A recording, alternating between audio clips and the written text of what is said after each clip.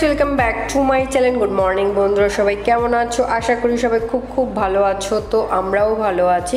আর সকাল থেকে আমি আমার ব্লগটা শুরু করে দিলাম, দেখতে থাকো, একদম স্কিপ করবে না। ভালো লাগলে অবশ্যই লাইক, কমেন্ট, শেয়ার, সাবস্ক্রাইব করে দেবে। তো চলো এবার আমি কি করছি। জামা কাপড়গুলো আমি এখানটায় মেলবো, ভিতরে, ছাদে মেলবো না। গাছে ফুলগুলো তুলি, পুজো করি। আজকে এত দেরি হয়ে গেল। ও আমাকে যদি তাড়াতাড়ি বলতো, তাড়াতাড়ি ও আমাকে 10টার সময় ফোন করে বলছে, আমার যদি ওইদিকে 8টার ওদিক জানাতো, রান্নাটা তাড়াতাড়ি করে নিতাম। এতগুলো রান্না করলাম, সময় লাগে না।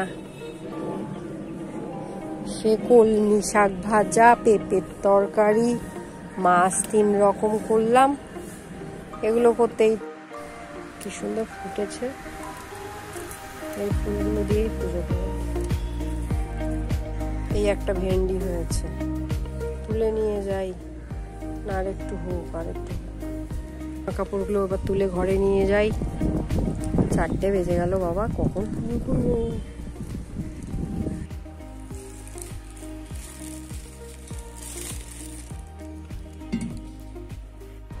তো চলো এবার পুজো করে নিই। তো রান্না বাড়ি, খাওয়া দাওয়া এতক্ষণ কমপ্লিট হয়ে গেল, কারণ আজকের ব্যাপারটা হচ্ছে অনেক কাজকর্ম ছিল সকাল থেকেই।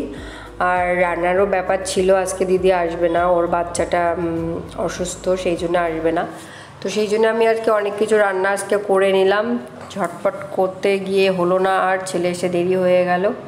তো রান্নাটা করা থাকলে সব কিছু কাজ হয়ে যায়। তো যাই হোক, এখন আমি পুজোটা করে নিচ্ছি। স্নান করে আজকে আমার পুজো হচ্ছে 4টের সময়।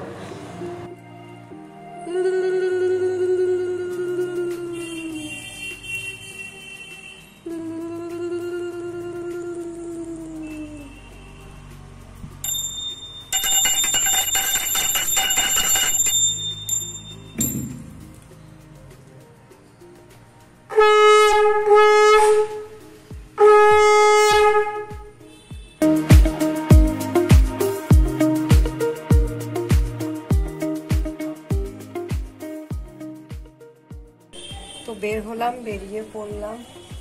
আজকে অবশ্য মিছিল আছে।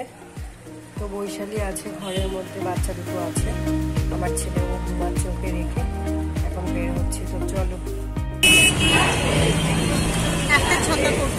আচ্ছা,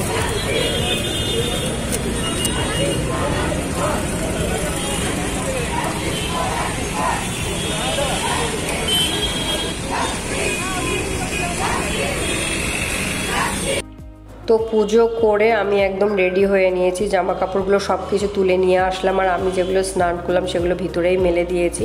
তো আজকে ডাক ছিল রুবিতে, চেন করে একদম উল্টোডাঙ্গা থেকে পাটুলি পর্যন্ত। তারপরে আমার বন্ধু আর আমি চলে আসলাম এই যে আমাদের পাড়ার ডক্টর অর্পিতাকে তো অনেকেই চেনে। তো যাই হোক, আমরা চেন করে রুবিতে চলে আসলাম। তো ওরকম চেন করে যে যত দূরে যেতে পারে। তারপর রুবিতেই রাতটা ওই 8:30 9টা পর্যন্ত ছিল। তারপর ওরা ওখানে জাতীয় সঙ্গীত গেয়ে তারপর ব্যাপারটাকে ওখানে মিটিয়ে নিয়েছে। তো গোটা এবার ধরতে গেলে যেটা হচ্ছে, গোটা কলকাতা তো আছেই, বাইরের দেশেও কিন্তু এরকম আন্দোলন চলছে। তো আন্দোলন যেহেতু চলছে, তো চলবেই, চলতে থাকবে যতক্ষণ পর্যন্ত বিচার না পাবে।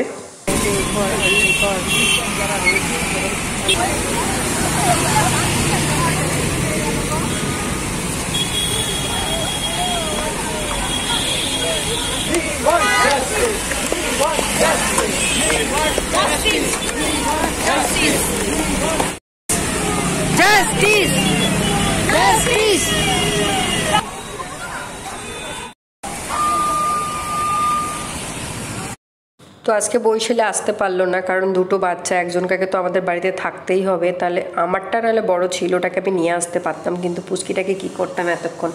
তো যাই হোক, ওকে বললাম তুমি ওদেরকে নিয়ে ঘুমাও। তো আমরা একটুখানি স্লোগান দিয়ে আসি। জয়শ্রী আর আমি বেরিয়েছিলাম। তো তারপর আমি ওই 8:30টার মধ্যে বাড়ির মধ্যে ঢুকে পড়েছি।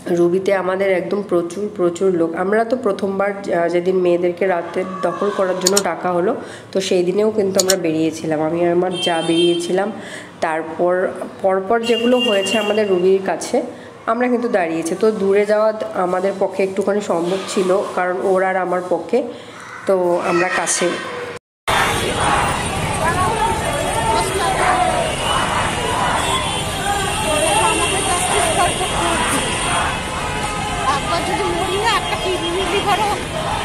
উঠবে না, সব পাচার হয়ে যাবে, মোটও ভয় লাগছে, ডোনেট করে দিয়ে যাওয়া লাগবে।